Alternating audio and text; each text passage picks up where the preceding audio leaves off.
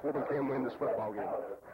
Well, the Red Hounds will be kicking away to the Briar Jumpers of Somerset. Somerset won both meetings last year, 15-14 at Somerset, and then upended Corbin in the playoffs in a game that was also played at Somerset. The Red Hounds will wear the red jerseys and the gray bottoms. Somerset wears their yellow jerseys and the purple bottoms. And we are just about ready to go. Gus Hauser will kick it away for Corbin. Back to receive, number 25, Charles Gilmore, number 24, Kyle Shadoan, and number 5, Court Slusher for Somerset.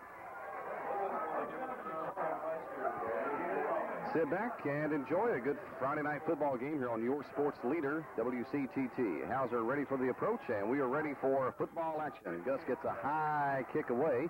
It'll be taken by Slusher at the 10, right up the middle to the 15, to the 20, 25, and he squirts up to about the 28-yard line, goes down under a pile of Red Hound tacklers. The spot will be on the 28, so that's where Somerset will take over. 1st and 10 at their own 28-yard line. Roman Cassidy and Greg White on the stop for Corbin.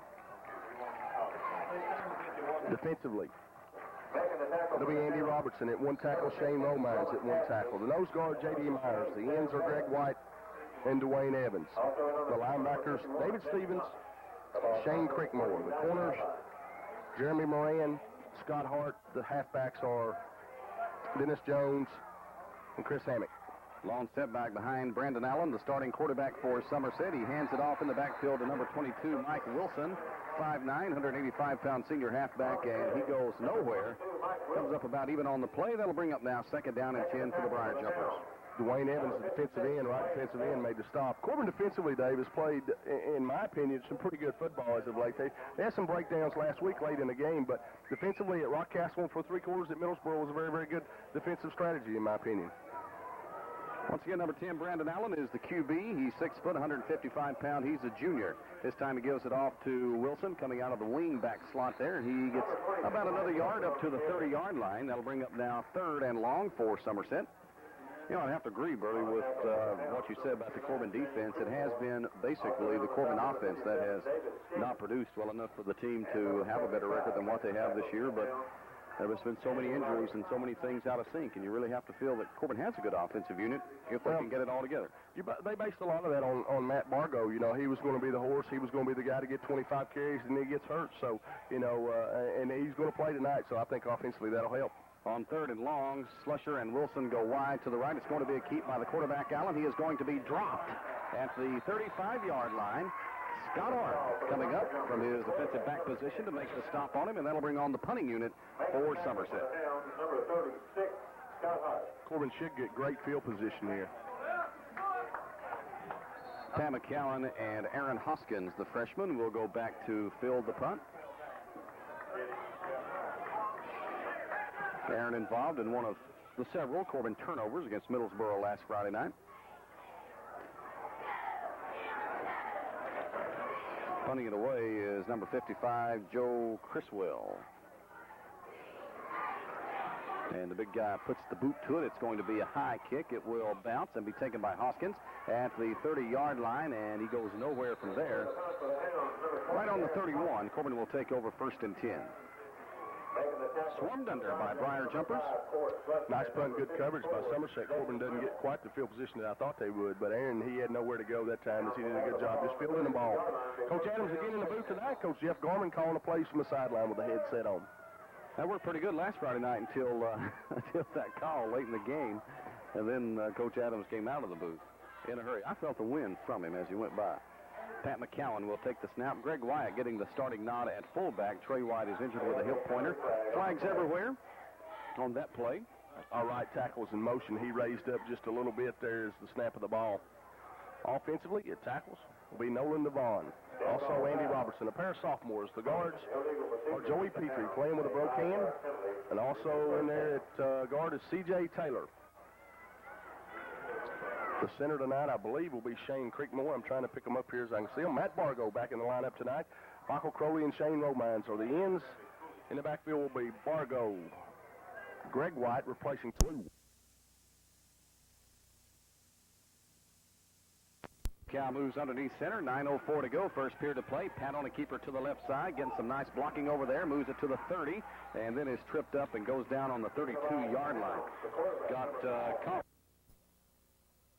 there, number 59 for the Red Hounds, which is Shane Creekmore, and Creek was pushing him out of the way, but couldn't get him pushed out of the way fast enough, and Pat got pulled down from behind. That'll bring up now second down and 10 for Corbin.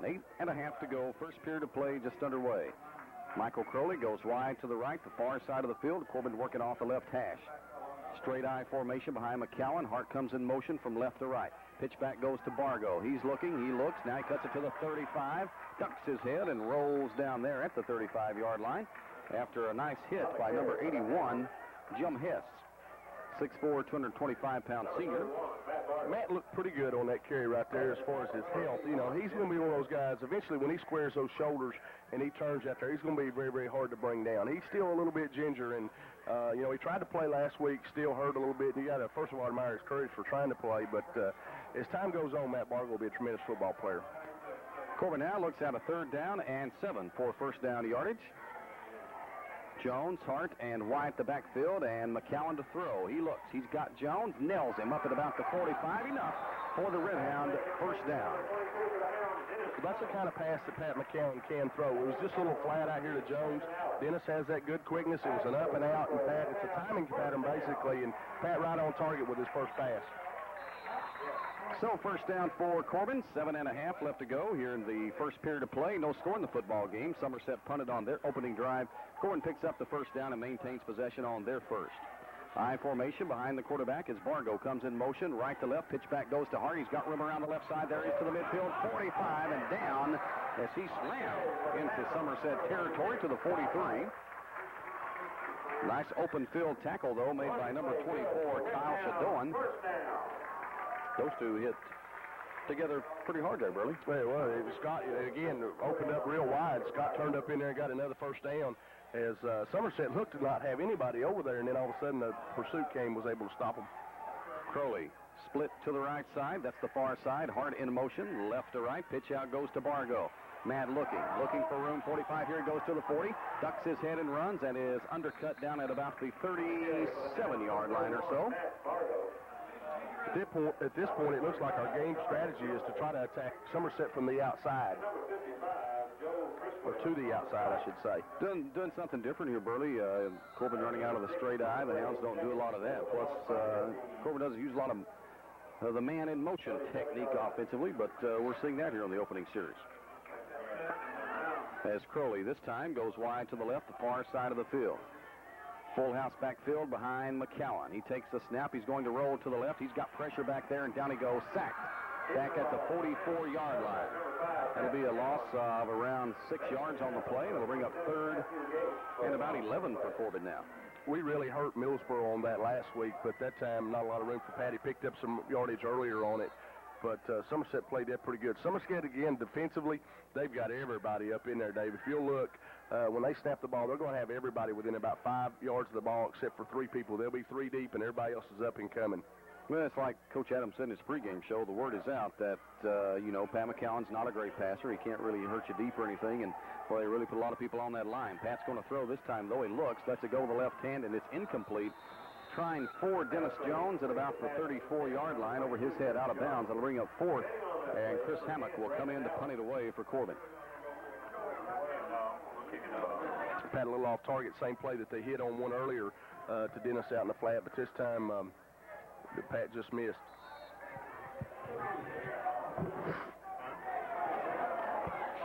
Back to receive, Charles Gilmore, number 25, and Cal Shadoan, number 24, for the Briar Jumpers. They'll sit up at the 10-yard line.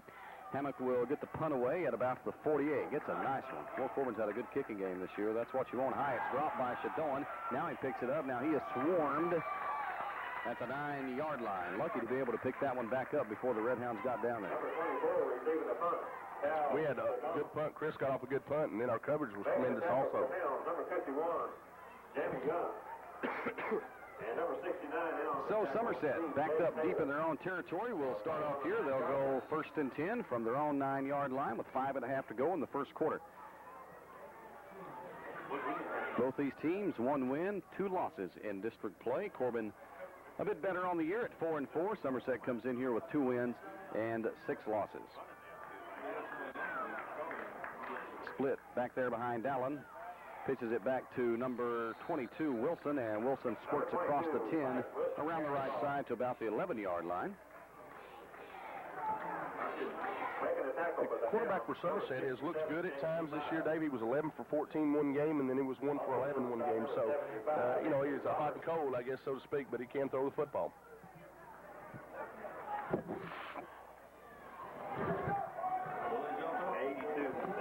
Number 82 goes out wide to the right side for the Briar Jumpers.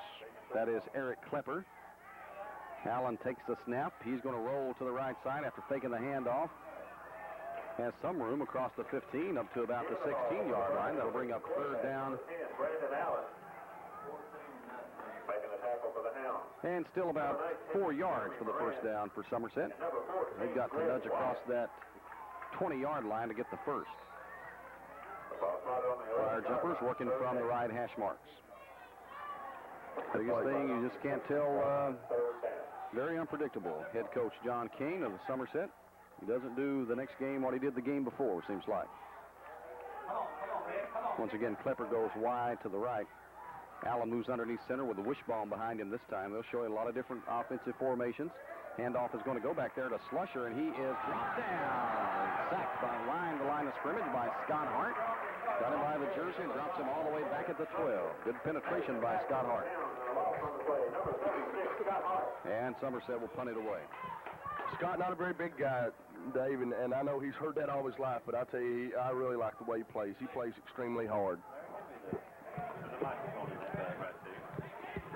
So once again, number 55 for Somerset will come on to kick. That's Joe Criswell, 6 foot, 220-pound senior. Had a pretty good punt off the last time. Low snap. He picks it up, though, and puts the boot to it.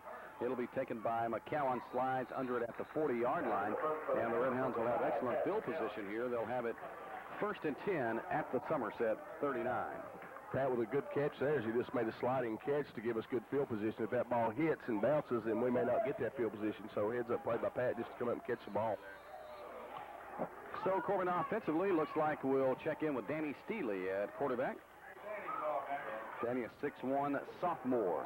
Suffered some tendonitis after he hit in his shoulder in the Rockcastle County game. Did not play last week, but has practiced this week and is ready to go. So McCowan moves to the backfield along with Bargo and Hart. Wishbone. And Steele's going to throw. Looks downfield. He lets it go. He's got his man McCowan wide open. Oh, he couldn't get to it at the 12-yard line. Nobody even near Patrick McCowan, but the throw just a little bit long. Pat stretched out, handed on his fingertips, barely, but couldn't bring it in. Really nice play that time. Pat ran a good pattern, and Danny just a little bit long, but you know you got to consider he's been standing over here and he comes off the bench now, and not really a bad pass. Offensive line did a good job giving him the time in there. That pass wasn't off much, and a good effort by Pat to try to get it. Crowley wide to the right side. The Hounds working from the hump. They will set up in the power eye. First time we've seen that tonight. Bargo, Hart, and McCowan stay in, and the backfield. Steele, the quarterback, moves underneath Evans, the center. Going to pitch it out to McCowan. Looking for some room to the 40. Down to the 35, 30. He may go. 20, 15, 10, 5. Touchdown for Pat McCowan and the Corbin Redhounds. Well, that gives you that added addition to your offense. Anytime you've got speed back there at halfback, it's going to make you a little more effective, and they have to respect Danny's arm. So Danny really helped that play along by just being in there. But Pat with that tremendous quickness, once he gets out there, he's going to outrun most of them. So Pat McCowan, a 39-yard touchdown run. Gus Hauser comes on to try the point after the score for Corbin. The Hounds on top 6-0. Let's take it down to Philip Russell. As Hauser places the ball. Here's the kick. Splits left, right, goes all the way in almost to Lincare Creek as the Corbin Redhounds has taken a 7-0 lead with 2:34 in the first quarter. You're listening to Redhound football on WCTT 107.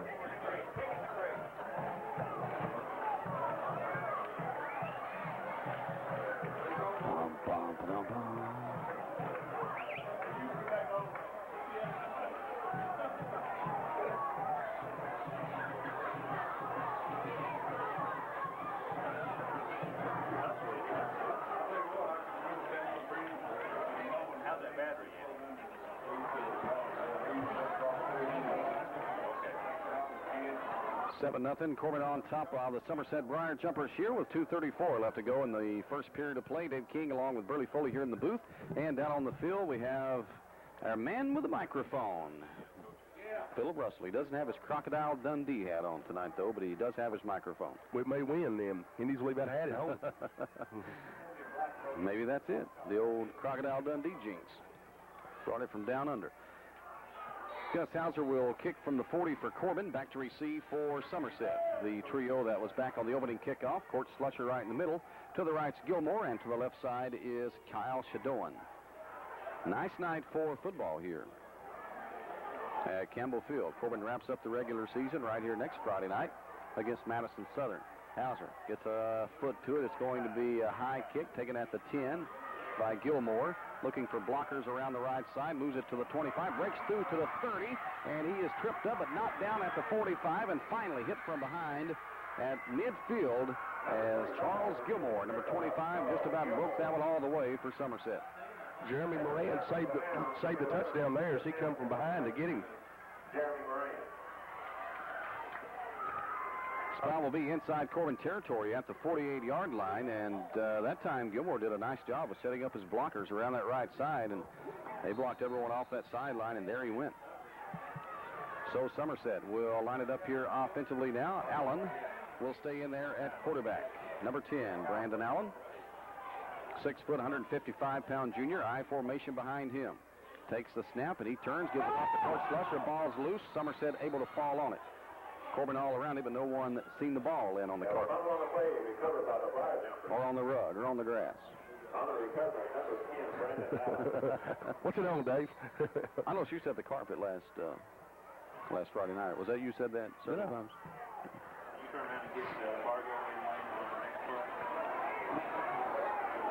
Actually, it's right in the middle of the Corbin helmet there. Somerset able to retain possession. Didn't lose anything, maybe a half yard on that play. And the Briar Jumpers once again go with the eye.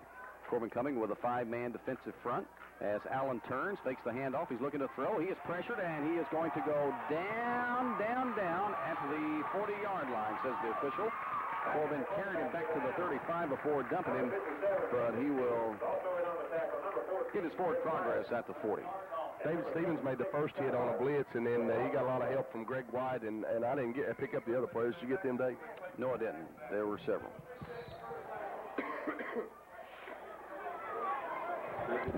That was a game tackle.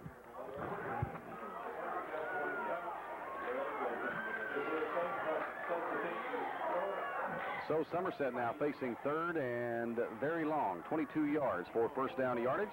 We'll set up to throw. 2 go wide to the right side. That's Klepper and Shadoan. Wilson also moves out wide to the left. Allen pumps. Now he throws. It's going to be picked off. Maybe no. The ball bounced down at the 37-yard line. Jeremy Moran right there for Corbin. That thing was so wobbly. I don't know if Jeremy couldn't figure out where it was going to land at. Yeah, really, I don't know whether Jeremy just knew that kid couldn't throw the ball that far or what, but now we look to be beaten there on that particular play. But it works out good for us. Yeah, that one looked like it just kind of slipped off Allen's hand. The kid running left, normally he's not going to throw the football that far, and him right-handed. So Criswell coming on to punt, his third punt of the evening for Somerset. He'll get it away at the 30. And it is going to bounce on the Corbin 30, runs right through the arms of Aaron Hoskins, and Somerset has it, but it's loose again. Now Somerset picks it up. Gilmore falls on it back at the 13-yard line, and that's where the Briar Jumpers will have it. 1st and 10 from there.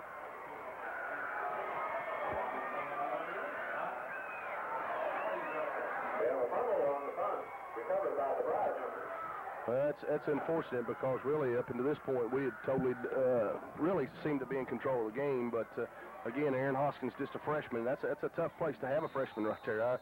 I'm telling you, I'm not making an excuse by being a freshman, but that's a tough thing to do if you're a senior.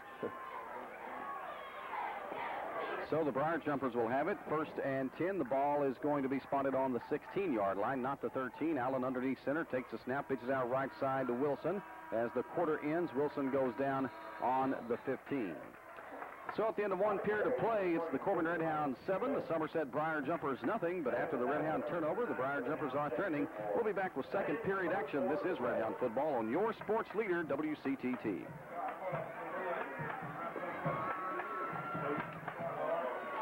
Got any scores, Frank? You got no business with a freshman back there. No, he's going to have to be removed from that particular duty. Got any scores, Frank?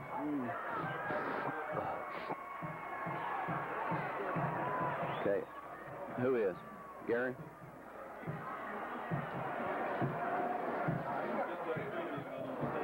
Listen, if, I don't know, I don't think you'll be able to get it on the radio, but that Madison Southern Rock Castle County game is very important if we can get a score anyway.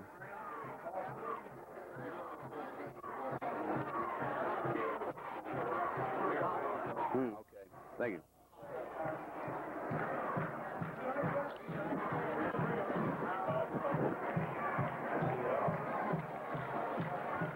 Well, it's the end of one. Corbin on top of Somerset by a score of 7-0. That was after Pat McCowan, a 39-yard touchdown run.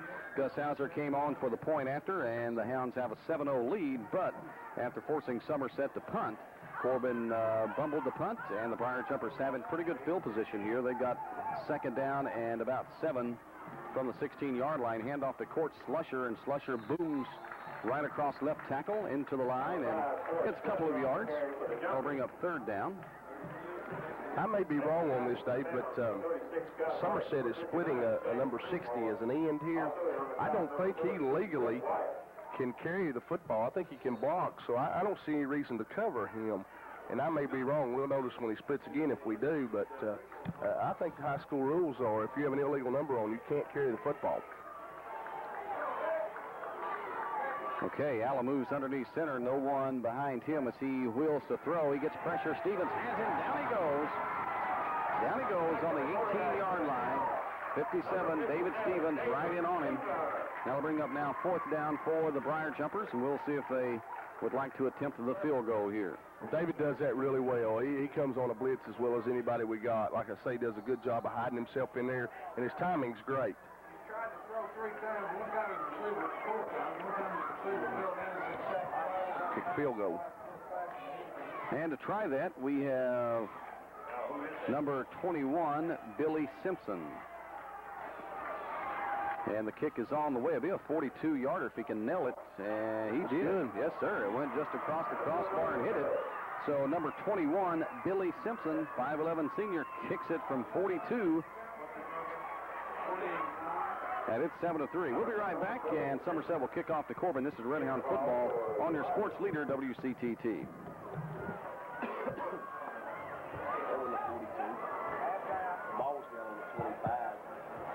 Pardon? The ball was down on the 25. You got to add 17. Oh, the ball was on the 25?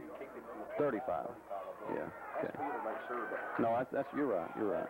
You're right. Yeah. 18, 17's 35, is it?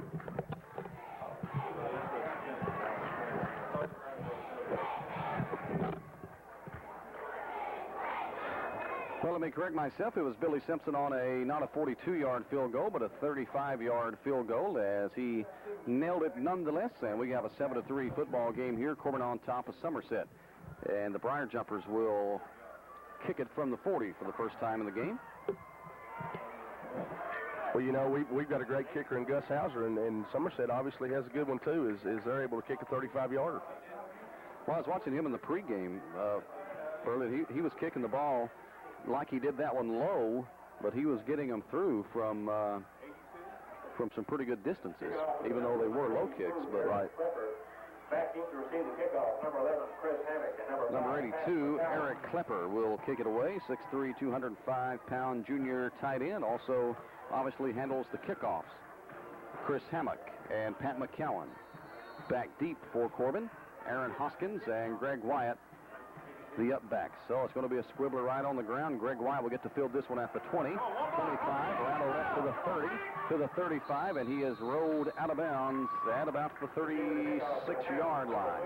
So Corbin will have good field position here. A good place to start. 1st and 10 at their own 36. Field position's been good for us all night. You know, Somerset, you talk about their field goal kicker, and that's how they beat Rockcastle County, was a field goal with 6 seconds to go in the game. I'll tell you this, we're going to beat some more people this year with a field goal kicker and next year. We have got a dandy in Gus Hauser. Corbin will stay with Danny Steele at quarterback. The sophomore, Greg Wyatt, Pat McCowan, and Scott Hart will line up in the wishbone behind him. Michael Crowley, the end, splits out to the right side. Handoff goes to Hart around right tackle, and he is dropped at the 40. Gain of about 3.5 on the play. It'll bring up second down now for Corbin. Something you can really tell at this point in the game is we're much more physical, seem to be up front than Somerset. Shane Creekmore and those guys up there, big, strong, and physical. And I hope that that'll be the difference in the game is our guys up front.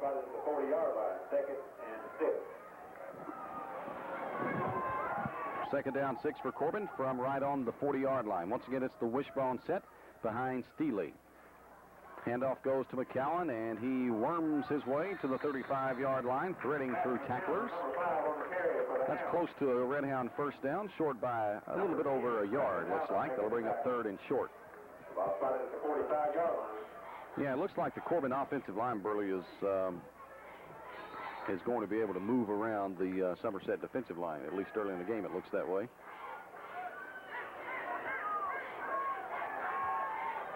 I think that should be the difference in this game. As you can see, Somerset's not near as physical up front as we are. Full house behind Steele. Drops and gives off to Scott Hart. Hit behind the line of scrimmage for a loss of a yard on the play.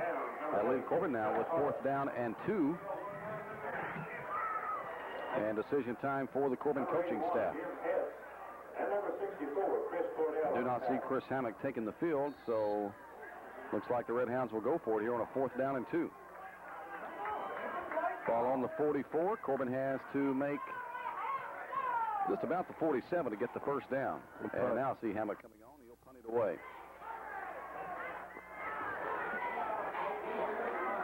What would you have done, Burley? What? Would you? This early in the game, I would have. Hammock gets a foot to it as Somerset goes for the block. They don't get it. Ball is going to take a nice Corbin bounce to the 20, to the 15, down to the 14-yard line. So with the roll, that turns into a very good punt for Chris Hammock. And Somerset, once again, with terrible field position here, they'll start at 1st and 10 at the 14-yard line. Their only field position has been after one of our mistakes. Right.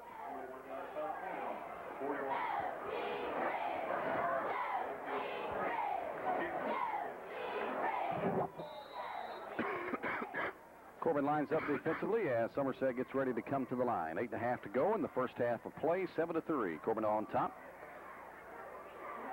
The Briar Jumpers, like you say, they keep number 60 back there, but I would be inclined to agree with you. I don't know if they can even give him the ball or not. As Allen's going to turn and fake it to him, it goes off to Wilson, and he cruises up to about the 21-yard line. Some good first down yardage that time for Mike Wilson. He's a 5'9", 185-pound senior halfback. And that leaves Somerset now with a 2nd down and 4. Pretty decent crowd here, but a very quiet crowd so far. It is a quiet crowd. Somerset wound up with more fans than it looked like they were going to have. There were 3 or 4 people sitting over there a few minutes ago. They got a few more now as Court Slusher takes it. And after a gain of around a yard, it's stopped. That'll bring up 3rd down for Somerset. Number 5, Court Slusher. Making the tackle for down, number 57, Davis. 3rd and short for the Briar Jumpers, trying to get out of a hole here. They were at the 14-yard line, and they try to work it out for some first down yardage here. David Stevens with another tackle.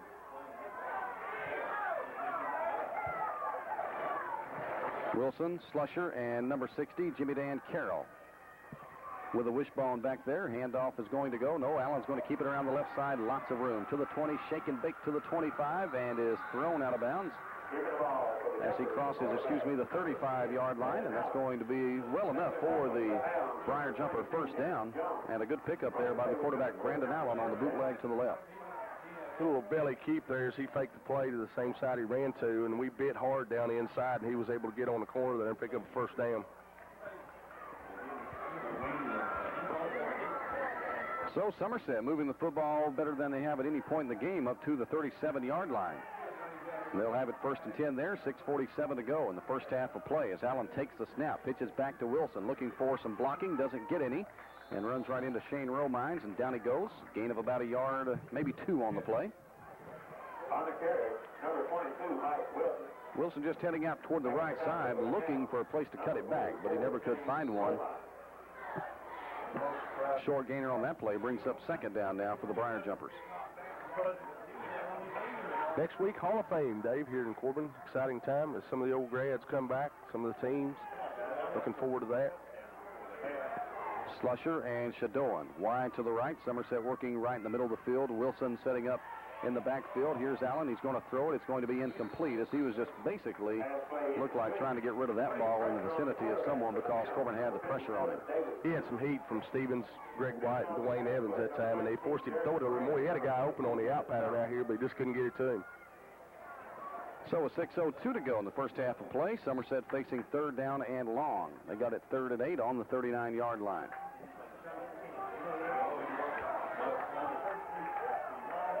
Big number 82, 6'3" Eric Klepper goes wide to the right along with Shadoan. Wilson in motion in the backfield. He's number 22, and Allen's back to throw. Drops back to the 30, gets pressure from Wyatt. Wyatt falls down. Now he lets it go. It's going to be intercepted almost by Moran, but through his hands and through the hands of Shadoan for an incomplete pass. That's great coverage by Jeremy Moran that time.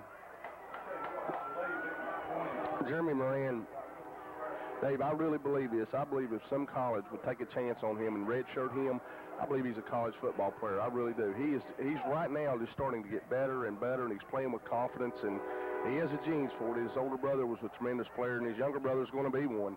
So I really think that if I were a school, I'd sure take a chance on that kid.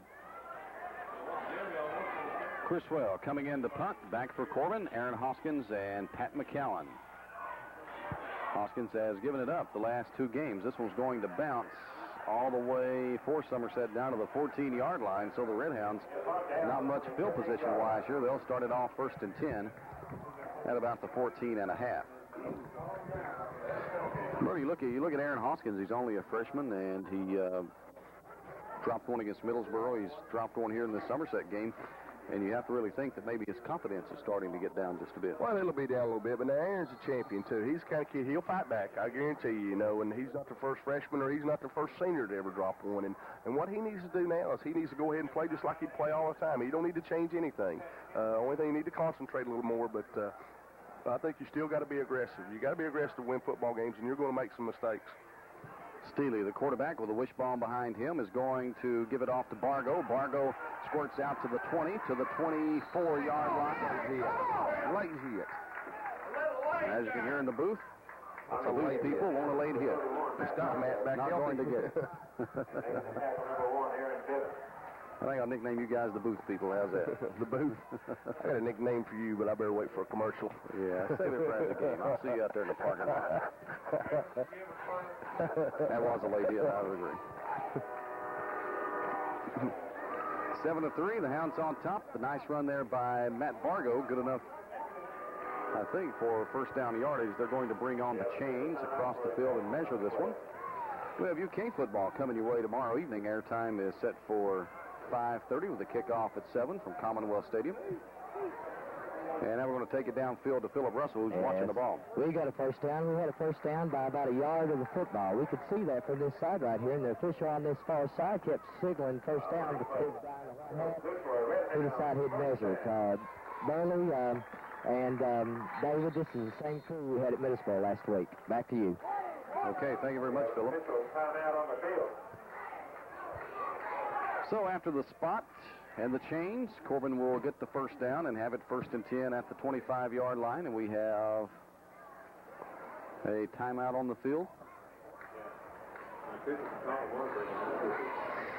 Called for by Somerset, I think. So 5:15 to go in the first half. We'll take a quick break and be right back to Campbell Field. This is Red Hound Football on your sports leader, WCTT.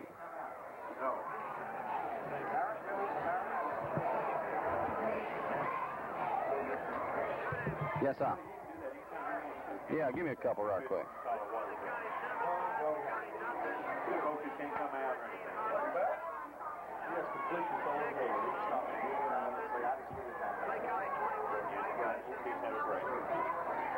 Okay, thank you.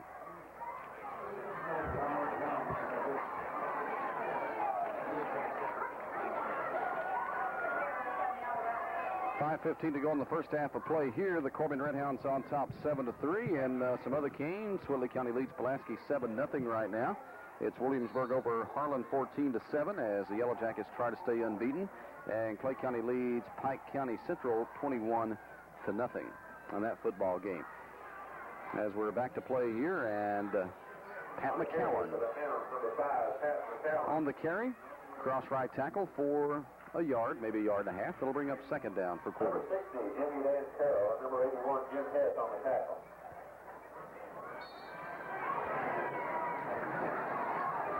Look to Danny to throw it right here, I believe, Dave. What do you think? Throw or run? I think a run. Second down and 8 for Corbin. I formation now behind Steely. Corbin throws out of this quite a bit. Scott Hart comes in motion from left to right. The snap is bobbled. It's loose on the floor and looks like Somerset has it. Yeah, the fumble on the play. The fumble recovered by the jumper. I predict a fumble is what I predict. Well, we did. You know, turnovers were our enemy last week. We just turned it over. You lay it on the ground as much as we laid it on the ground last week, and you lay it on the ground again this week, and the same thing could happen. So we've got to take care of the football. See, Matt Bargo with his chin bandaged heavily. He must have took a cut in there. Poor old Matt, he's had the worst luck. I'm telling you, he's a big, strong kid, very, very physical-looking kid. I don't know if you've ever seen him out of the uniform, but, boy, he has had some bad luck with injuries. Probably that guy piled on his head there a while ago, I would say. Matter of fact, when he played for me, he broke his arm, you know. But doggone, he's going to be a good one if he can just get healthy. Well, after the Corbin turnover, Somerset has it first and 10, right about the 30. Allen will roll to the right. Now he's going to duck and run. Now he's going to throw, and it's going to be incomplete. Intended for Shadorn down at the goal line, but Hammett, Jones, and Moran on the coverage. Had him covered up pretty good. That wasn't a very wise pass, Dave. We had three defenders in the area that time. That pass shouldn't have been thrown. He thought about running, but David Stevens, once again right there, and would have got him from behind. Had him in the grasp as he was throwing anyway. So that'll bring up now second down and 10 for Somerset. They got the ball just across the 30 inside Corbin territory after Corbin fumbled the snap. Corbin was moving the football. They've been able to move the ball, but have given it up here. As Allen rolls to the right, looking to throw again. Goes over the middle. It's almost caught by Shadorn, but dropped after Dennis Jones puts a shoulder into him. That'll bring up third and 10. Good hit by Dennis Jones that time. Defending on the play, number 22, Dennis. Somerset's able to buy themselves some time with the way they're faking the football. If they drop straight back, we're able to get to them, but we're having to honor those little inside reverses that they're faking, which is slowing the rush down some, which is a good call by Coach Kane because, you know, David had really been putting a lot of heat on them in there. So the Briar Jumpers, third down and 10, working right from the middle, too wide to the right side, and Allen looks to throw, looks left, goes back right. He's got a man, Shadorn. Shadorn heads for the first down marker, doesn't get there. He'll come up short by a couple of yards. Number 24, Kyle Shadorn. Defending on the play for the Hounds, number 22, Dennis Jones. Dennis Jones there to bring him down short of the first down marker. And we'll probably see, we thought maybe the field goal kicker here for Somerset, but Briar Jumpers might want to go for it here on this fourth down and about a yard and a half. Of course, this is a time, Burley, you'd like to change your count up or use a longer count, try to draw the defensive teams offsides, get that easy first down. We'll see what Somerset does. Allen with a wishbone behind him. Corbin showing a blitz. Corbin offsides. It worked. Quarterback, guys, quarterback. Well, that was a long count right there. I think they may have come up and called timeout and went ahead and tried to kick a field goal if they don't draw us off, but they were successful in drawing us off.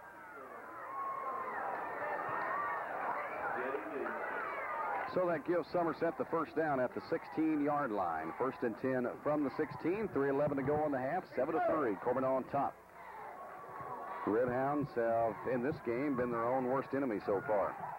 The Briar Jumpers with a wishbone lined up behind the quarterback, Allen, working from toward the right hash marks, just tilted toward the right side of the field.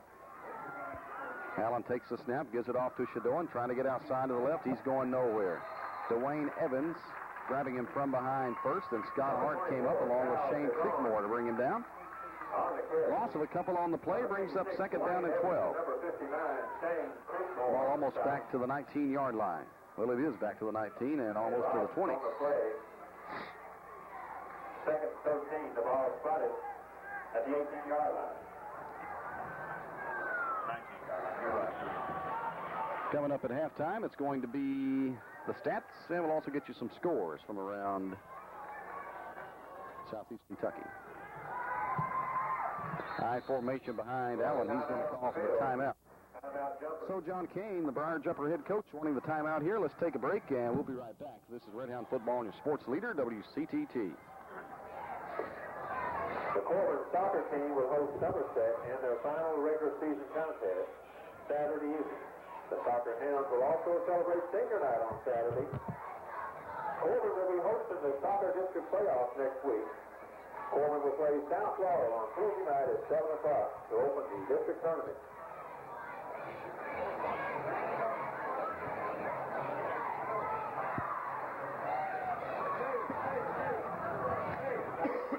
.213 to go in the first half of play, and let's take her down on the field side with Philip Russell.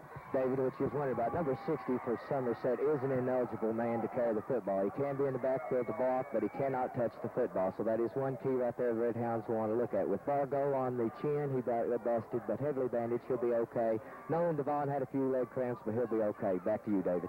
Okay, thank you very much, Philip. As the Red Hounds, as we told you just a moment ago, if you've been listening, you know, are their own worst enemy so far in this football game. Corbin looks like physically would be able to dominate Somerset, but have had some untimely turnovers here already.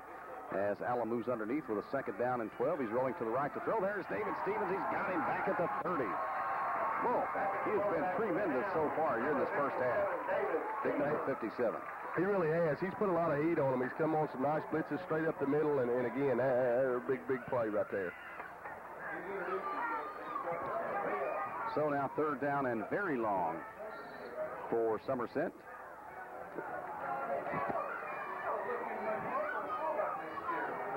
Spot is going to be back at the 28. They've got to make the 8. Third down and about 20, maybe a little bit better than 20. It's kind of hard to see where the end guy's got his marker at there. As Allen's dropping back to throw to Wayne Evans coming from his blind side. He lets it go. It's going to be incomplete. Well, Wayne Evans was coming from his blind side. Got picked up by a blocker before he could get there, though. But Allen throws it incomplete anyway. That'll bring up fourth down for the Briar Jumpers. I think you got to throw this one to the end zone. Just hope for the best. Be just like a punt. Run them all down there and throw it up. Well, he got a... Ball's on the 27. Timeout, Somerset. About a 44-yard field goal attempt you want to go for it here for Somerset. We'll let them talk it over and come back and see what happens. This is Red Hound Football. We got time on the field. It's on your sports leader, WCTT.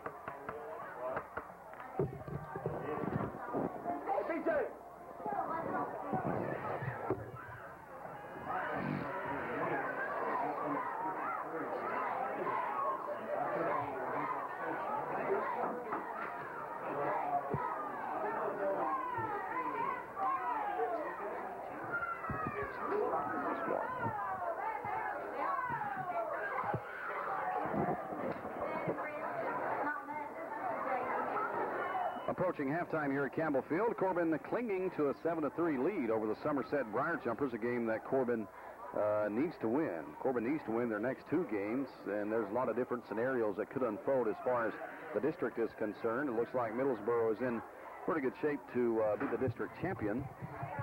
From there, it gets kind of murky. Rockcastle County is at Madison Southern this evening. They should they lose there, and they'll have to go to Middlesboro next Friday night, and Corbin win their next two. The Red Hounds could finish as high second in the district. They could finish as low as fifth in the district, though, which would put them out of playoff competition. Facing a 4th and 20, Allen will do as Burley said, just try to go for the end zone. Got a man out there, Gilmore. It's going to be incomplete. Oh, no. A flag on the play. Oh, no. It looked like Scott Hart might have bumped him from up here. He didn't bump him hard. Scott Hart on the coverage. They came together at about the 10. That's an automatic first down, too. Doggone it. That's not a first down. It's automatic. Oh, it's automatic. Actually, what happened that time, Gilmore kind of slowed down to look back for the football, and Hart was right on his heels and kind of ran into him a little. Like Burley said, it wasn't a hard hit, but it's enough to make the official throw the flag. It's a 15-yard penalty and automatic first down. That hurts. A 15-yard penalty, defensive pass interference. Automatic. And Burley right on the call there. 15-yard penalty, automatic first down for Somerset. This moves them all the way down to the 12-yard line, around the 12 to 13-yard line. As Allen gets that wishbone in behind him, the Corbin defense will try to put the stop to the Briar Jumpers. Handoff goes to Wilson. O'Allen's keeping it, rolling to the left, looks to the end zone, almost picked off by Hart. Went through his hands and went through the hand of the Somerset player, which was Gilmore again. Incomplete. That brings up 2nd and 10. And we missed another opportunity right there. Chris nearly came up with an interception there, and then Gilmore almost picks it up. How many times have you seen that to go through a receiver's hands or a defensive player's hands and the receiver come up with it? This has not been an outstanding performance by Corbin so far here in the first half. Corbin has shown that they can move the football and can hold defensively, but they keep shooting themselves in the foot. As Allen drops back to throw again. He looks, going to dump it off. Picked off over there by, well, I couldn't get the number. It's Dwayne Evans. Dwayne Evans, number 56, on the interception. And the big guy takes it back upfield to about the 27-yard line. And it's turnover time this time around for Somerset. Corbin 1st and 10. Dwayne Evans read that thing real nice because that end, when he released, he slid out there into the flat, and Dwayne was right with him. Just a heads-up play by Dwayne. Poorly thrown ball by the quarterback because the screen man never was there. He should either ran that one or threw it away, but Dwayne right there on the screen. Good play by the senior. Under a minute to go here in the first half. Steely moves underneath center, has the eye behind him. McCowan and Greg Wyatt. Hart in motion, left to right. Pitch back goes to Pat McCowan as he is throttled up at about the 32-yard line.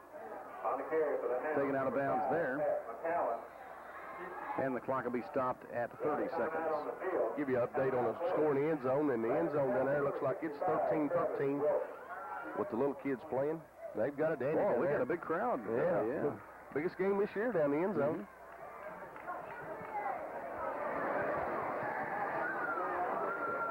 Corbin calling for the timeout. We'll keep it here during the break. Basketball season coming around soon. You might have heard Philip Russell talking to Terry Martin during the tailgate party. Of course, one of the features of Red Hound basketball is always the Cumberland Falls tournament.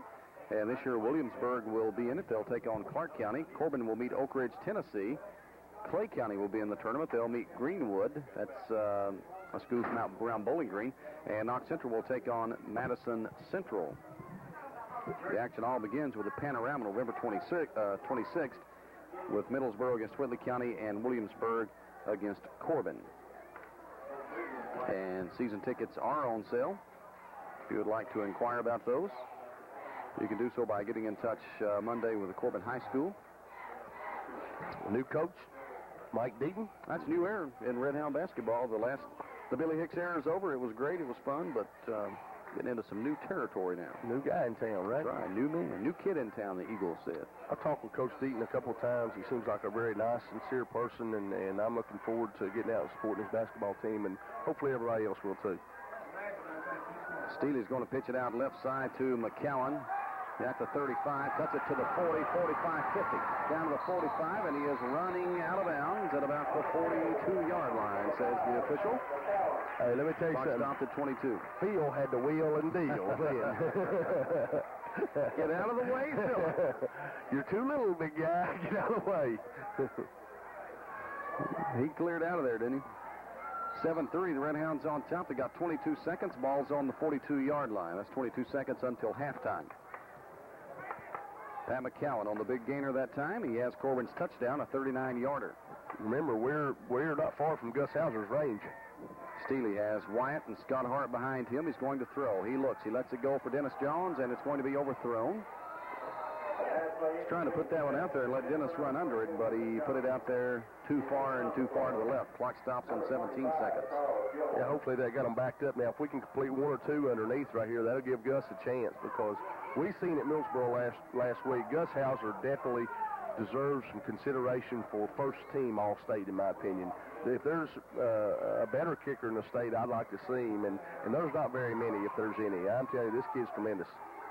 Steely drops back to throw again. He's got Crowley over the middle. He dumps it to him. Caught by Crowley down at the 31. Clock will stop with 11 seconds. Or make that down at the 26, excuse me. As Danny Steely delivered the strike, Michael in traffic, pulled it in. He's got good hands. Corbin will ask for the timeout here. Mike caught that ball in traffic. That's a difficult catch, and all of that, he took a shot. And Mike's one of those kids, when he catches the ball, he gets excited about it, and I'm happy for him, because he works hard as a football player, and I really enjoy seeing Mike do well. Only 11 seconds left to go until halftime. Corbin trying to get something here with time running out in the first half of play. Corbin has pretty much, I think the stats when Philip Russell gets up here with him will show that Corbin has been able to move the football some here in the first half, but unable to put it in the end zone except for one time. Looks like we're going to try to complete one more and get it a little bit closer. Or we may go to the end zone right here. I think the one thing you don't want to do here is be sure you don't turn the thing over, because you've got a shot at some points right now, and if you do get a little closer, it's going to be a little easier. But the one thing that I'm sure Coach Gorman's telling Danny out there right now, hey, throw this thing away. If you don't have anybody open, don't get it intercepted. Well, you're looking at a 43-yard field goal attempt right now. The ball on the 26-yard line. But like you say, a few more yards wouldn't hurt a thing.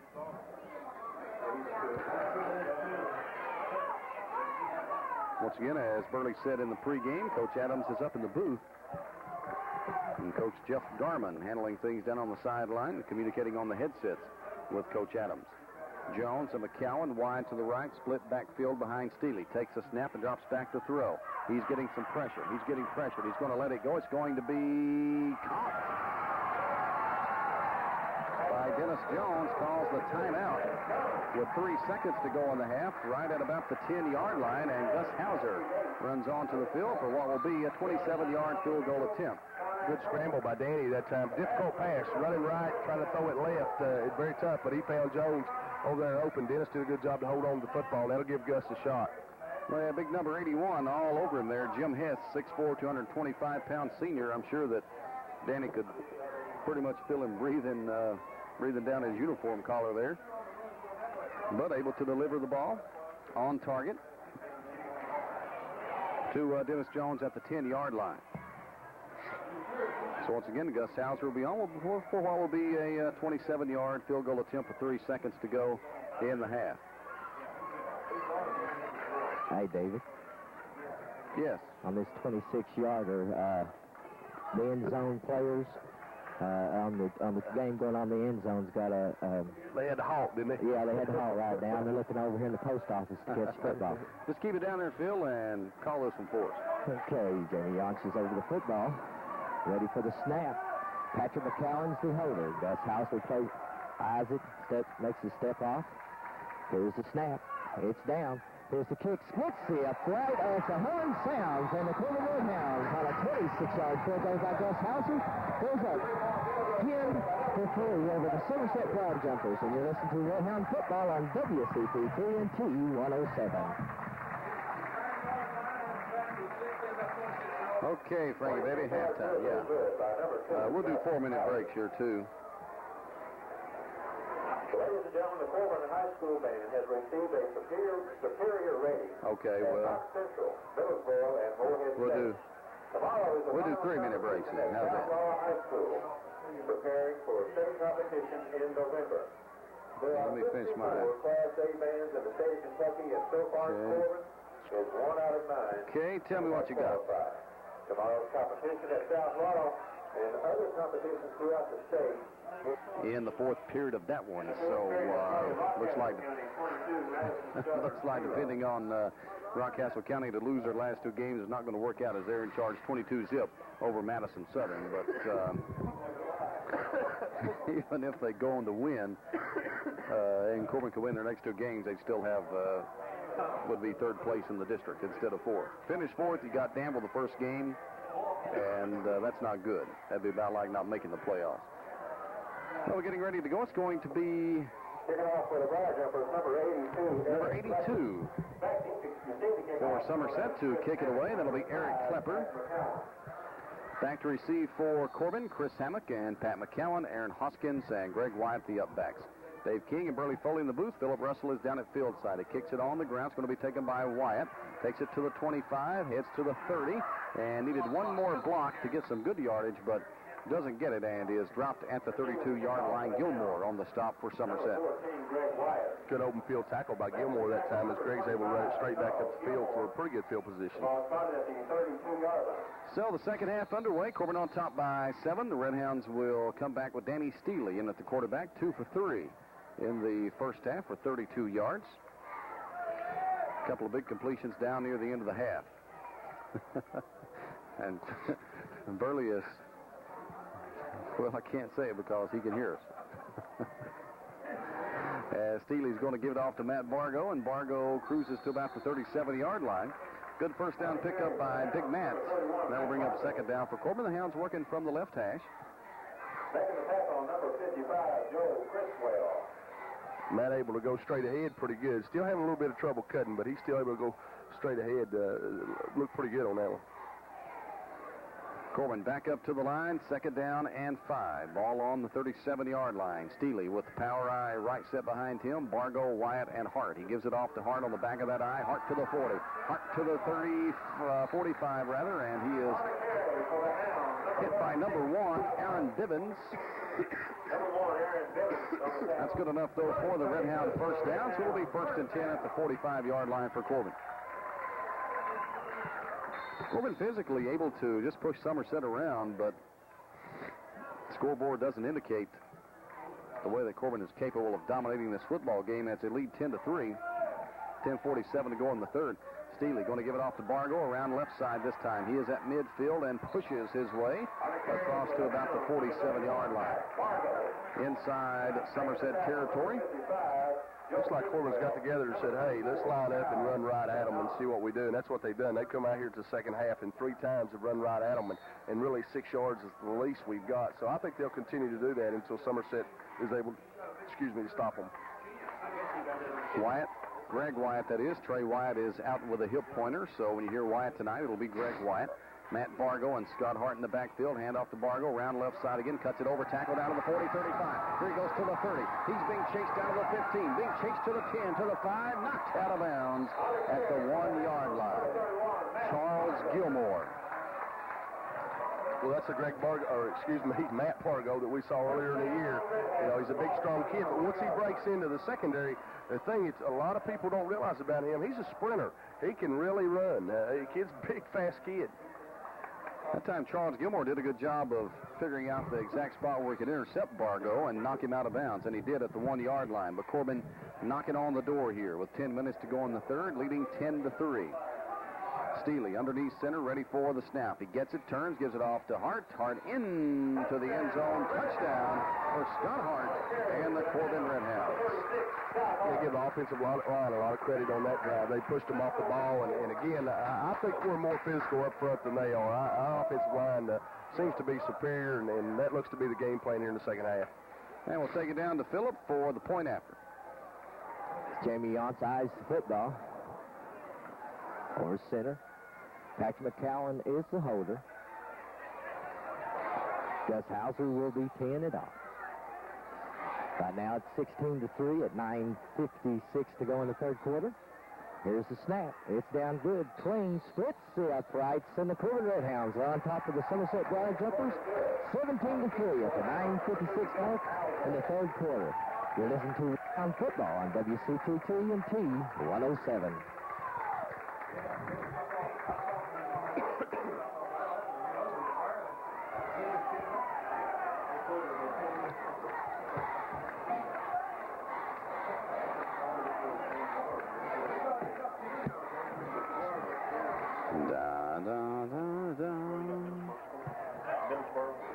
6-0 at half. They don't have a new one yet. Huh? Who were they playing? Wayne County. 6-0 at half. 17-3. Corbin on top of Somerset. The Redhounds ready to kick off to the Briar Jumpers. Gus Hauser on the extra point. Scott Hart on the touchdown, coming after a 54-yard run from Matt Bargo. Back to receive will be number 25, Gilmore, number 5, Slusher, number 24, Shadoan. 9:56 to go, third period of play.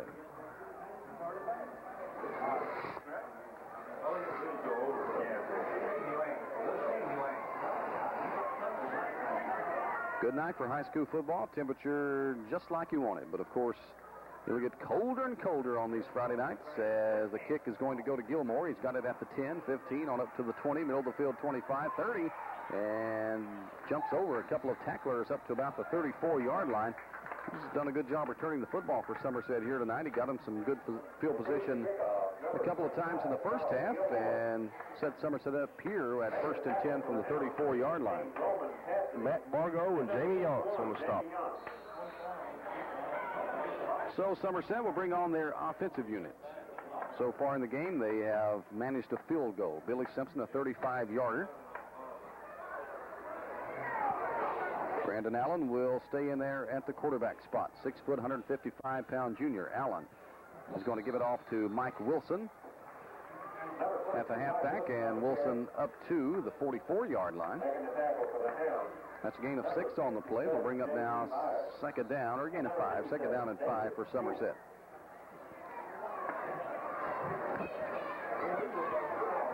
Who'd you get on the stop for Corbin that time? Creekmore? I didn't look. J.D. Myers? I couldn't tell.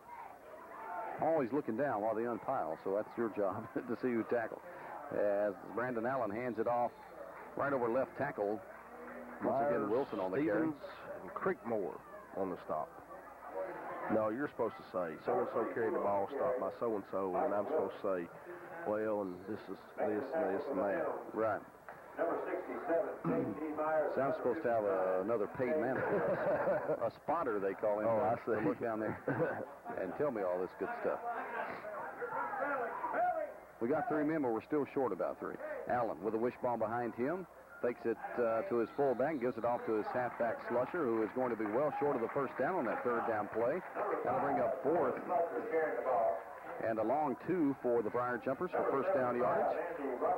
Andy Robertson on the stop. And also Dwayne Evans. Dwayne the senior intercepted a pass here tonight. Somerset indicating that they will kick it away, and they will, as Criswell comes on to do the kicking. Back to receive for Corbin, Pat McCowan, and number 22, Dennis Jones. They're at about the 28-yard line. Criswell should kick this one away at about the 33, and he does. Puts the foot into it. It's going to take a Somerset bounce. McCowan will let it roll, and it rolls across the 20 down to about the 19. And Corbin will have it 1st and 10 at the 19-yard line as the offense takes to the field.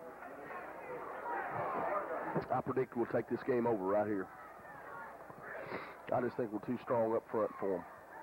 I really do. We've manhandled Somerset all evening, but just not getting much points out of all of it. Which 17-3, that's a couple of touchdown lead, but could be better. A lot of time left. It's halftime in the end zone. They're just getting back underway. Yeah, they're back at it. Steely takes the snap and gives it off to Bargo. Matt, about 3 yards and down. Number 61 on the stop that time for Somerset. Number 55, Joe Criswell on the tackle. Or number 55, Criswell on the stop, 6 foot, 220-pound senior. He's a handful coming up to make the stop on Matt Bargo. Greg Wyatt will stay in there fullback. Hart and Bargo the halfback. Steely, the quarterback, takes a snap, goes to Bargo around the left side, looking for running room. Makes a nice cut and moves it up to the 35-yard line. That'll be enough for the Redhound first down. That was a nice inside cut that time by Matt Bargo. Matt's kind of like a train, you know. He more carries he gets, the stronger he's going to get. Bargo comes out. Pat McCowan comes on for Corbin. That time he was trying to get out around the left end, but everything was shut off there, so we made a nifty little cut back to the inside for the first down yardage. 1st and 10 from the 35. Steely gives it to McCowan. Small hole there for Pat. Somerset drops him at the 34. That'll bring up 2nd down. To give you some idea what our offensive line's doing now, Shane Creekmore had his man about 15 yards from the ball over here all the way to the left. 6:28 to go and counting down. Here in the 3rd. Wyatt, Hart, and McCowan. The wishbone behind Steely. It goes to McCowan. Once again going around left side, and Pat squirts through up to the 41-yard line. Then we get a flag on the play as Scott Hart gets tangled up with Matthew Gates of Somerset. I don't know if the flag was for those two or not. We get a hold on Scott Hart. Well, a hold on Hart. Their equipment was hooked together. He had to hold them. Right? Thought we might get a personal foul there, but they didn't get into it that much, I don't guess. So it's just going to be a hold against Corbin. Making the tackle number 65, Travis Wilson.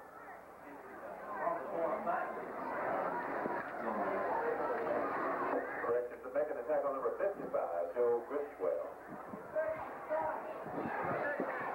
Moves the football back to about the 30-yard line. Holding against the Hounds. A 10-yard penalty from the spot of the foul. 2nd and 9. And Corbin looking at a 2nd down and 9 from the 30. I formation behind Steely. Pitch out goes to McCowan, looking for some blockers, and he is snowed under right at the line of scrimmage as Corbin did not push Somerset off the line that time. They read that play well. So it'll be 3rd down now for the Red Hounds and 10. We'll see Steely crank up that arm on this one. At the snap of the ball at the end of the day, there was all 9 of them up in there. Just two safeties, and they had halves of the field.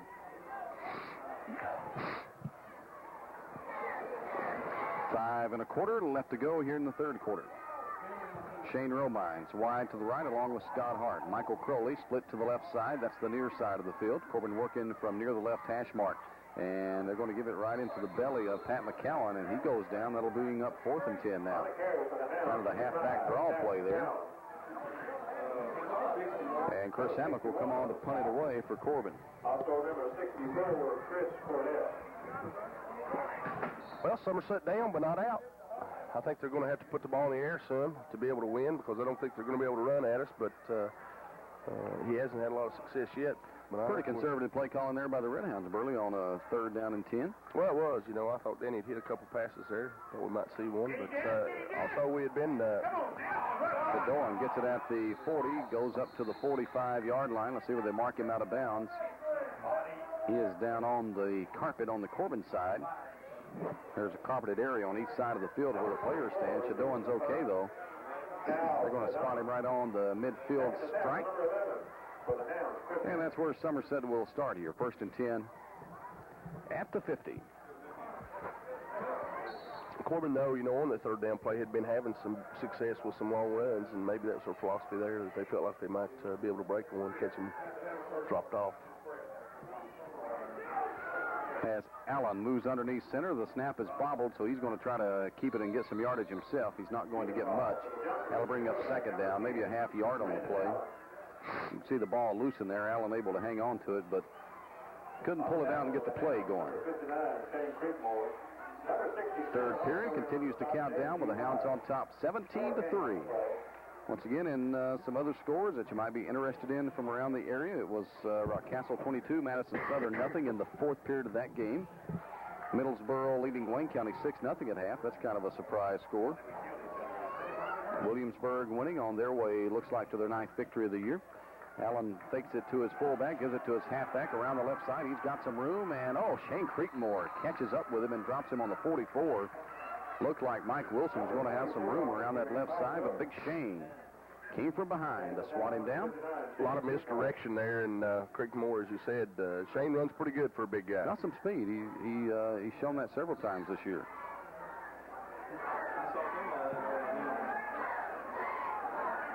So 3rd down and 3 for Somerset. The ball on the 43-yard line. They've got to nudge it past that 40 to get the 1st down.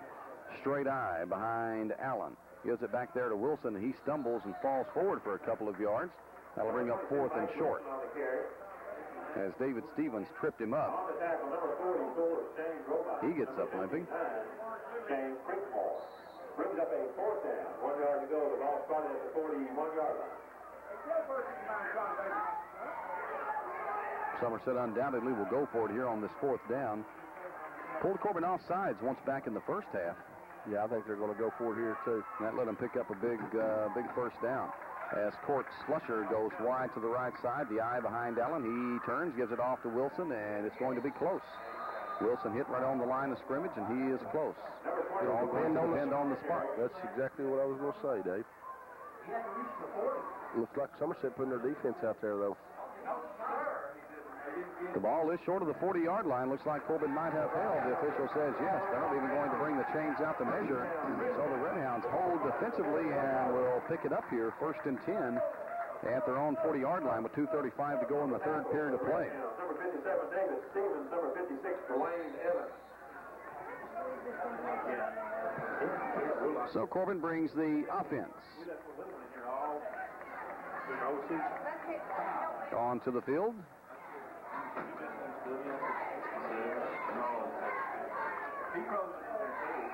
Steely moves underneath center with a wishbone behind him.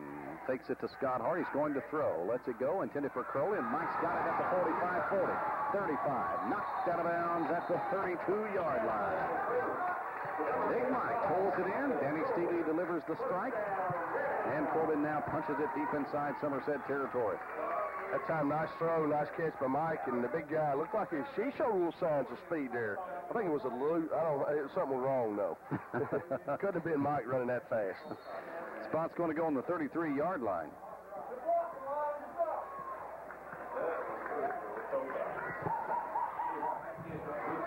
Steely takes the snap, gives it off to Matt Bargo, and he is right on the line of scrimmage and stopped there.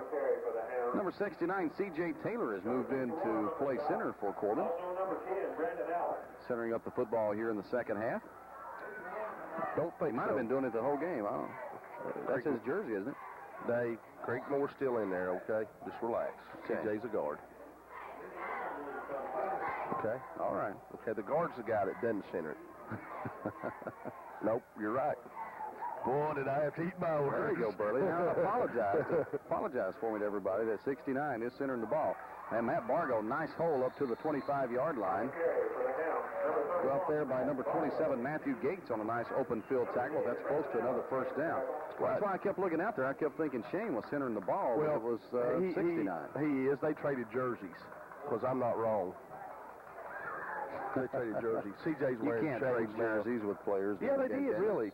You think I'm going to admit I'm wrong?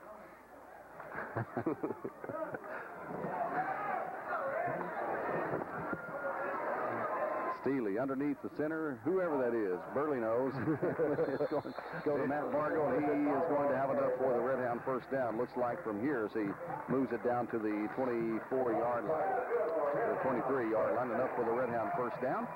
It is C.J. Taylor playing center now and Creekmore at guard. And let's give that offensive line a lot of credit right now. Andy Robertson, also Nolan Devon, playing on the front line. Michael Crowley, Shane Romines. Joey Petrie playing with a broken right hand. Clock down to 40 seconds to go in the third. Steely gives it off to Bargo. Looking for him around the left. He's got it 15, 10. He might go 5, 4, 3, 2, 1. Touchdown for Matt Bargo and the Corbin Redhounds. Matt cruises in from the 23-yard line. And Corbin goes on top now, 23-3, and we'll send you down field side to Philip Russell for the PAT. Excellent blocking that time, fellas. I tell you, Michael Crowley on this side pancaked the young man, and all Matthew had to do was run right behind him. C.J. Taylor yaunts over the football. Patrick McCown's the holder.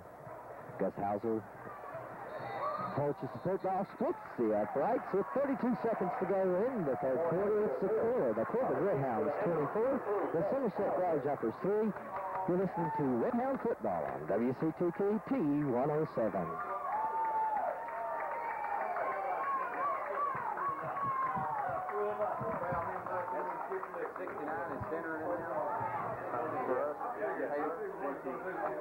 C.J. Taylor, yeah. Who wrote out the evidence? Well, he's just playing defense on. Huh? C.J. Taylor. Oh, has he?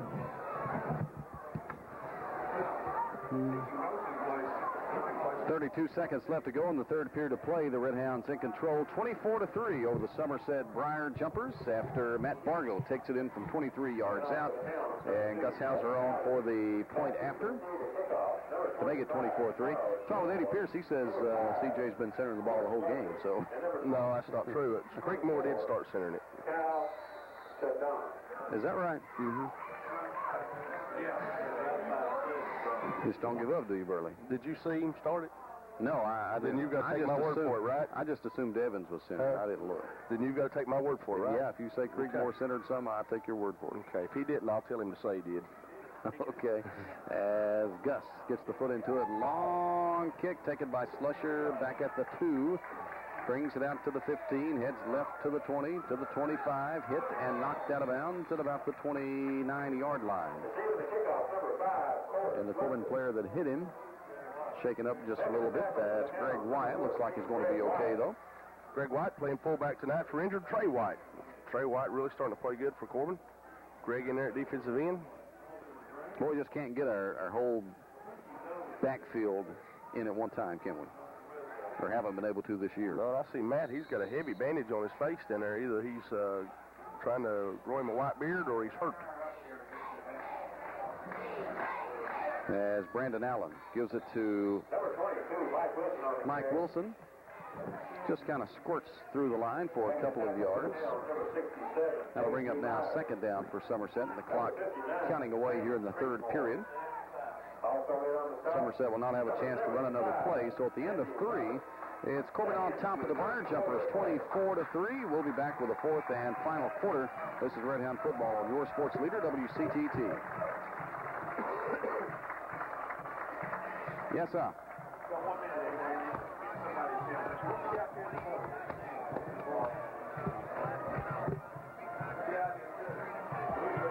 Man.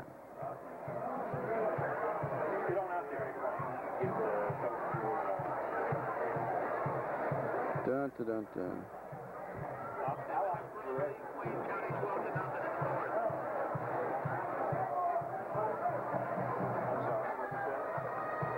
Thank you. Thank you. Thank you very much.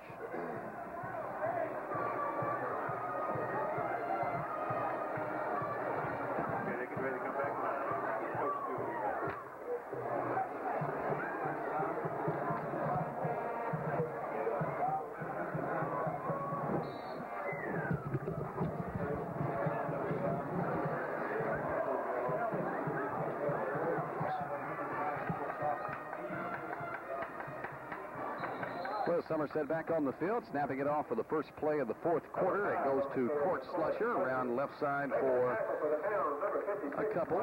Moves it to the 34-yard line. That'll bring up now third down and 5 for the Briar Jumpers. Couple of finals. Pulaski Southwestern poured it on Knox Central 43-6 this evening, and Rockcastle County beats Madison Southern 28-6. In the fourth quarter, Middlesboro leads Wayne County 12-0. That's a surprise. I wouldn't have believed that Wayne County, as bad as they looked here at Corbin, could have played them that close. Pitch out goes to Wilson, looking for him around the right side. He's not going to get it. He'll come up short of the first down. He crossed the 35 to about the 37-yard line. Good pursuit out there from David Stevens. See him getting up from the pile. Jeremy Moran and Shane Creekmore on the stop for Corbin. No, I would not have thought that Wayne County could even be in a game with Middlesboro. You don't know what Middlesboro may have went over and played some of their kids too, try to get them, back healthy. That was a physical game last week, and there again, they may have played everybody. Joe Criswell into punt again for Somerset. And it's a fake punt, and they have got the first down. Good call by Coach Kane right there. Had nothing to lose. Snap that ball right to number 22, Wilson, and he gets the first down across the 40 up to about the 42-yard line. Jeremy Moran. Running play was good for a Briar Jumpers first down. The ball started at the 32-yard line. UK football coming your way tomorrow. Airtime 5:30 with the kickoff at 7 as the Cats take on the Georgia Bulldogs at Commonwealth Stadium. Well, is that a night game, did you say? Yes.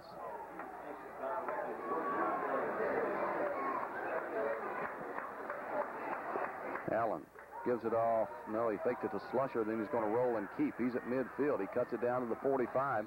That's another Somerset first down. He had everyone fooled on that one as they were chasing Slusher around to the left, but Allen had it and was going to the right with it. On the stop for the Hounds, number 19, Jeremy Moran. So an 8th grade team winning the conference championship last night, 36-18 over Somerset. What's this, the second year of the conference? Second year you've had it? Who all's in the 8th grade conference? 2 Pulaski's, Somerset, 2 Laurels, Rockcastle, and Wayne. And Corbin. Corbin was the conference champion last year, right? Mm-hmm. As Allen rolling to the left this time. There's David Stevens after him again. Hits him and can't get him, but Dwayne Evans is there to finish him off. Dwayne Evans and David Stevens both have played a nice defensive game tonight. Both those kids have played extremely well here tonight.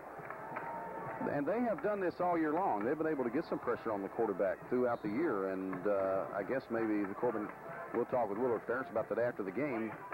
Maybe they thought Dwayne was doing such a good job defensively, they'd let him rest offensively there and not have to try to center the ball, but a couple of good pass rushers, no doubt about it. David comes on that blitz a lot of times. Corbin showing blitz again this time as Allen rolls back to throw. He looks. He lets it go. It's going to be incomplete. Well overthrowing his man Shadon down at the 25-yard line. Number 24, Kyle Shadon. Back to middle on the play for the Hounds. Number 19, Jeremy Moran. Somerset needs to get to the Corbin 35 to get a first down. They are on the 48-yard line right now. Looking at a third down here. Good coverage again by Jeremy Moran. Jeremy, younger brother of Jeff, the older brother of Josh. Carl Moran, their father, and I'm not sure of Miss Moran's first name, but boy, they're a nice family, and they've got outstanding kids. Really do. Allen ready for the snap again, rolling to the right this time. Needs a bunch of yards. He just lets it go out there, and he underthrows his man Gilmore this time. Scott Hart right there with him. A little bumping, but no flag on that play. Scott was called for pass interference back in the first half. On the same play, I think. Same exact type play as before. So it brings up fourth down and 18 for Somerset, so they'll bring on Criswell to punt it away again. 8:59 left to go in this game. Corbin will wrap up the regular season here next Friday night against Madison Southern. Hall of Fame night. Hall of Fame night. Criswell. Corbin doesn't come after him. He gets punt away. Fair catch called for by McCowan at the 25. Goes down there, and Corbin will start first and 10 at the 25-yard line. 26-yard line. First down, Corbin.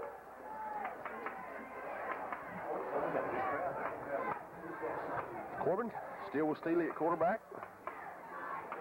Danny Steely, only a sophomore. You know, maybe you can tell me about this. I don't know the story behind this. How come there's this big, nice press box over there on the visitor side, and we have this little bitty one over here on the home side? I'll tell you that after this play. Okay. First and 10 for the Hounds. Steely right into the belly of Matt Bargo. Couple up to about the 27. When they built that thing on the other side, I think it was intended for all of us to move over there. Mm-hmm. But honestly, quite frankly, we did the games over there from one year that I was on the broadcast. I don't like it over there. I like to be on the home crowd side. And I disagree with the decision. I think we should have built a little one over there and updated this one on this side. Well, maybe they could swap them around. You know, they move houses places. Surely they can move that press box. It's going to be Steely to give it off to Hart. Flag in the backfield. It'll be some kind of an illegal procedure play against Corbin. I mean, motion on No, us. I wondered about that, but makes sense. Now, it fills up over there when it rains. I've seen it get full. I've seen it get full in here when it rains. I've seen it get way too full in here when it rains. Corbin in control here, leading 24-3 with 8:13 to go in the football game.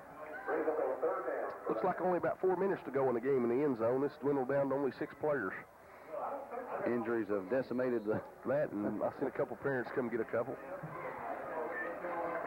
Been a lot of football played in that end zone. Corbin now looking at a third down. Third down and 7. Steely back to throw. He looks. He's got Pat McCowan at the 40. Pat across to the 42-yard line. He's kind of ducked his head and ran out of bounds with it. That's enough for the first down and then some for Corbin. Steely once again on target.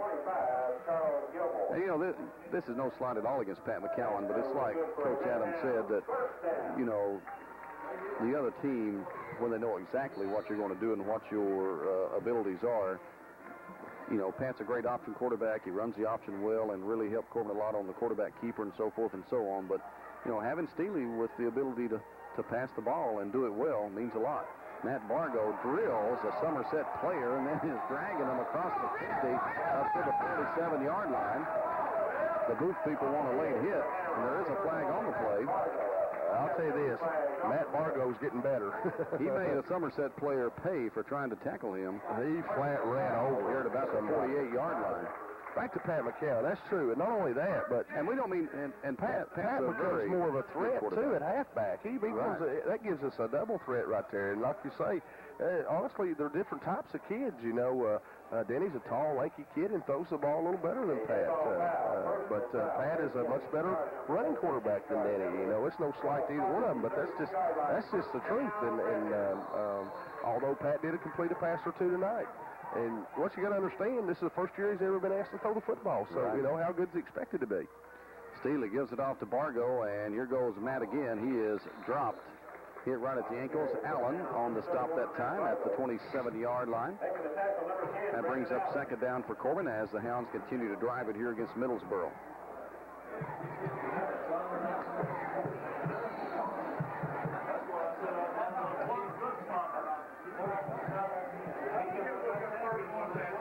Clock counting down now to 7:10 in the backfield. McCowan, Hart, and Bargo. Yeah, like you say, having Pat in the backfield just makes your backfield that much better. And here's Pat. He's going in. Just as we talk about him making the backfield better, he's going to scoot it there for about 26 yards for the TD. We'll give him 27 according to the scorekeeper here. So 27-yard touchdown run by Pat McCowan.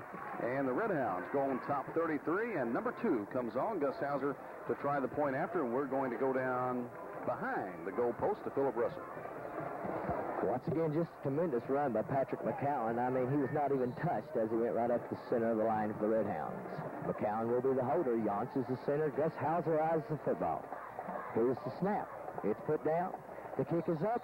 It's good as it goes to the third post once again with the Red Hounds at 6:53, 31. The Somerset Bar Jumpers 3. You listen to Red Hound football on WCTT and 107.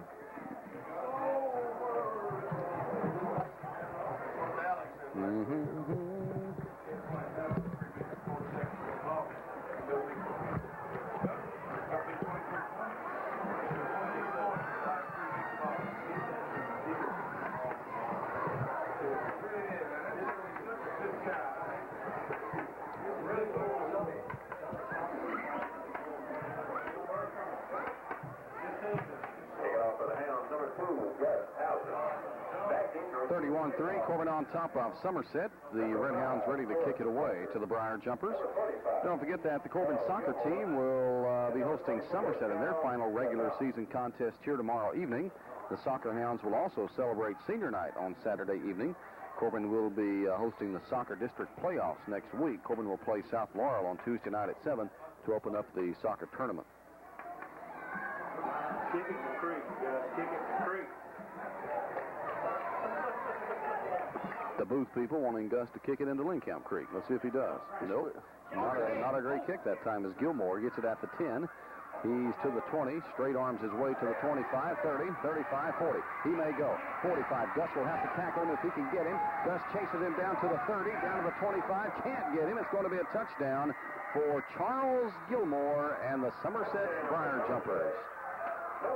I'll be real honest with you, David. If I'm going to be critical of a Corbin team tonight, it's kick coverage, and it hurt us last week. Yes, it hurt us tonight, and we've not done a good job on kickoffs this year. We really haven't. So with 6:37 to go here in the game, it may be a little bit too little too late for Somerset, but Charles Gilmore takes that thing. He fielded it on about the 15, so it's at 85 yards. Unofficially, we'll give him around 85 yards on that kickoff return. And the extra point is going to be blocked. There's no flags on the play. Chris Hammock again. Chris coming in to block that extra point attempt by number 21, Billy Simpson. So Corbin stops that and lead 31-9 with 6:37 to go in the game. We'll be back, and Somerset will kick away to the Hounds. This is Red Hound Football and your sports leader, WCTT.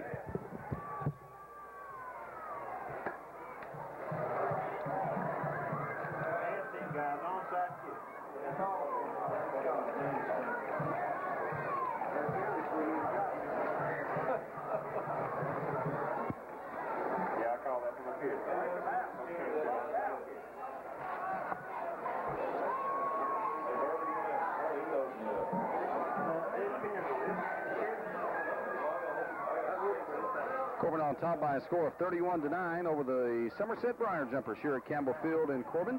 Once again, the finals that we have, Pulaski Southwestern beat up on Knox Central 43-6, and Rockcastle County over Madison Southern 28-6 this evening.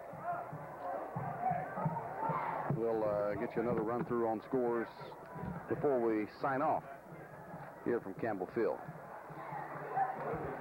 this evening. Okay. Number 82 will kick it away. That's Eric Klepper. Corbin has a couple of new players in here to bring this one back. Uh-oh.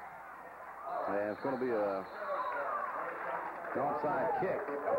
Corbin will get it at the 45-yard line. Shane Crickmore covered that. Nice kick, though, on that third hop. It took that hop straight up, just like you want it to do, but Somerset didn't have anybody there. We got a 27 in there, Burley, for Corbin. To receive that kick. Robbie Meeks. Robbie Meeks. Not Robbie Meeks. Ryan Meeks. Robbie's his brother. Okay, so there we go. He had been wearing number 25, so we'll get him straightened out. Red Hound football. C.J. Taylor will center it up. Steely behind him. He's looking to throw. Getting some pressure. He's going to let it go. Picked off. Back to the 40. And knocked down at about the 39-yard line is number 60. That's Jimmy Dan Carroll. He fumbled it. And Corbin recovered. Nolan the ball. He got it right back. Nolan shook him up. He's a little bit slow getting up. Really jarred that ball loose. And the Red Hounds get it right back at the 40-yard line. So only a loss of 5 on that play, and Corbin will get it first down again. 1st and 10 here at the 40. Good pressure in there on Steely. Danny's being pressured by number 1, Aaron Bivens. He was after him. Steely will give it off to Bargo. And Matt punishing tacklers up to the 44-yard line. That'll bring up now 2nd down and 6 for Corbin.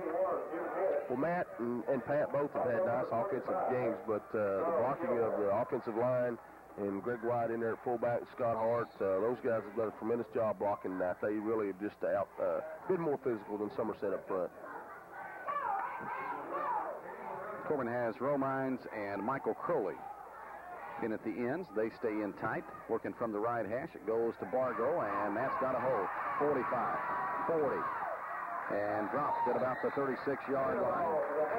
Number 27, Gates, had him from behind, and Shadorn got him from the front. You can tell our strength's really starting to wear on Somerset right now. And number 24, Cal Shadorn.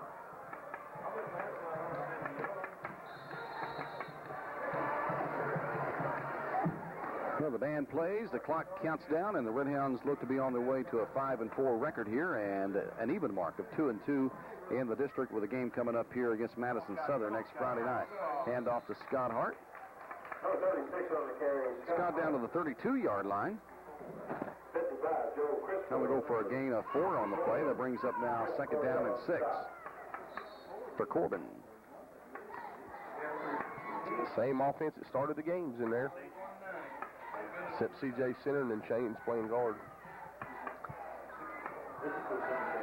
You sure C.J. centering now? You've decided that he is. Hand off McCown on the right side, and Pat was trying to build up a good head of steam when he stumbled and was hit by Gilmore down at the 28-yard line. Yeah, they traded jerseys back. Okay. If he don't slip, he got to move on football hit. Well, about some of the scores we've been seeing in high school football this year. There's been a lot of talk about that this week. I'm telling you, some of these teams, man, they're beating the heck out of people. Boy. They were 70-0 over Fleming Neon at halftime. Pitch out goes to Pat McCowan this time around to the left side. Pat dropped on the 25. That should be close to a Corbin first down. Probably is one, looks like. The official says yes, it is. So first and 10 for Corbin from the 25-yard line. Danville, they've steamrolled everybody they've played this year. I think someone gave him a pretty decent game. Was it Lincoln County? That may hurt them down the road. This time Pat McCowan heads around the right side, right across Aaron Bivens, the defensive end, and Bivens stops him. I believe Danville's talented enough to where they could probably overcome some of that because they're very, very skilled. But now, I'll tell you what, they're not in the strongest district that they could be in. They're really not.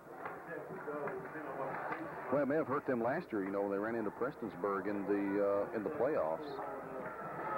You go on cruise control for so long, sometimes when you get in a tight spot, it's hard to turn up the heat. Matt Bargo on the carry this time. Matt's going to come up short of the first down. Number 31 on the carry for the Hounds, Matt Bargo. He is stopped on the 18-yard line. Number 25, Charles Gilmore on the tackle. Needs to cross the 15 to get the first down. Third down and 4 for Corbin. A short 4. Clock down to 2.5 to go.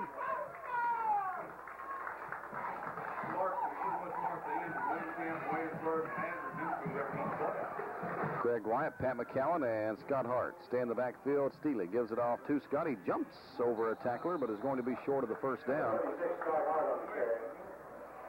Jumped right over top of big number 65, Travis Wilson, 5'10", 240. He was laying on the ground, and Scott did the hurdle on him, but came up short of the first. Corbin will go for it here on fourth down.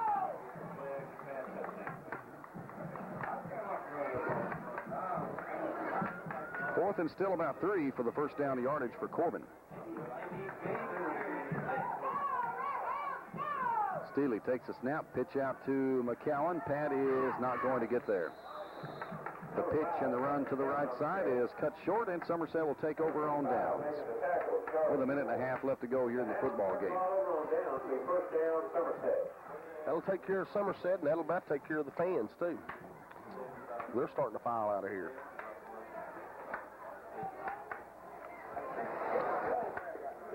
Next week, excuse me, Dave, almost swallowed my Red Hot. Hall of Fame week. A lot of the old grads coming in. Should be a good crowd. Should be a good game. Madison Southern, not that bad a team. What was the final on them tonight? Did you get one? Yeah, they got beat 28-6 by Rockcastle County. Well, it's a little bit surprising. You know, I thought they were a little better than that. Maybe we didn't give Rock enough credit. You said they were terrible. I'll quote you on the air. You told me, you said, Dave, Rockcastle County was terrible. We should have drilled them. I say that about everybody that beats us, so I think we should beat Green Bay. How about Danville? You think they were pretty bad? Danville was okay. Yeah. We still should beat them. I don't think they could beat us 47-0 again. I really don't. Football, it's different. It has a way of getting out of hand on you. Need to figure out a way to cheat them. You know, last Friday night, that was one of the strangest games I remember. You know, Corbin's up 18-14. It looked like the Hounds were ready to go on and pour it on Middlesboro because they looked tired. Middlesboro did, but one play, you know, one big run back to the 45, then a halfback pass for 45 yards, and the Yellow Jackets were in business. They didn't look back from there.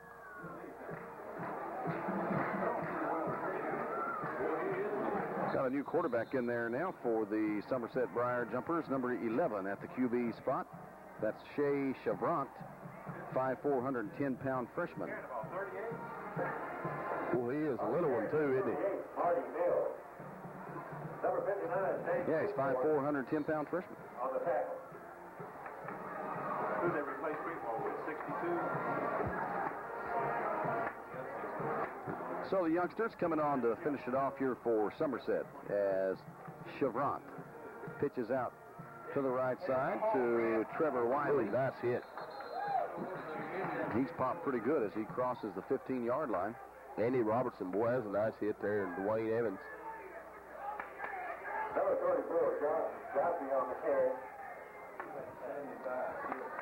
Some of the younger players want to get in here for a play, maybe. As Gary Williams comes on, Dwayne Evans comes out. Roman Cassidy places Scott Hart. Where's our big man? We've not seen him get much action here. Jason Bowden, 6'6", sophomore, number 52. Big is right. I like to see Jason out there. You can pick him up real easy because he's got a head and a shoulder above everyone. That's going to end this football game. The final play for Somerset. Corbin wins it by a final score of 31-9 to improve to 5-4 on the year, 2-2 in district play. Somerset sees their record now fall to 2 wins against 7 losses on the season, and they're now 1-3 in the district competition. We'll be right back and have the stats. Also, we'll talk with assistant coach Willard Ferris and, of course, Burley Foley here in just a moment. This is Red Hound Football on your sports leader, WCTT.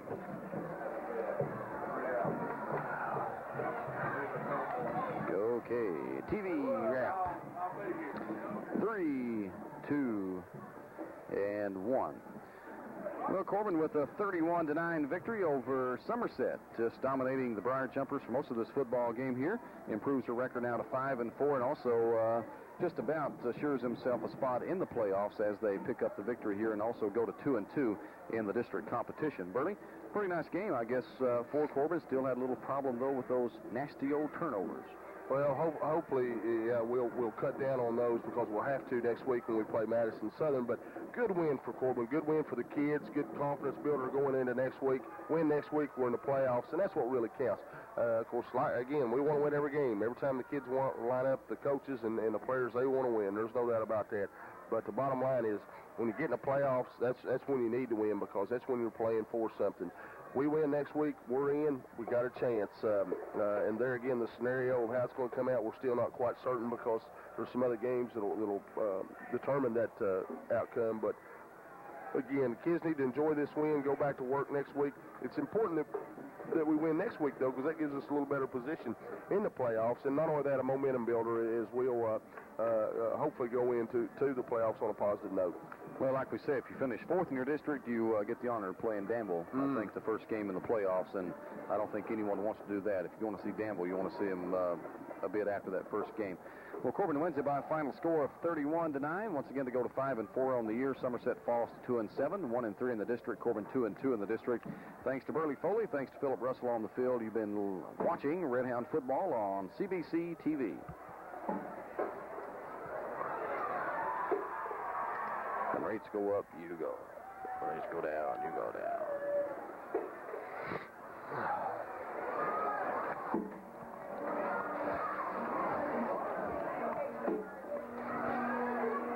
Well, Corbin wins it by a final of 31-9. Dave King along with Burley Foley here in the broadcast booth as the Hounds go to 5-4 on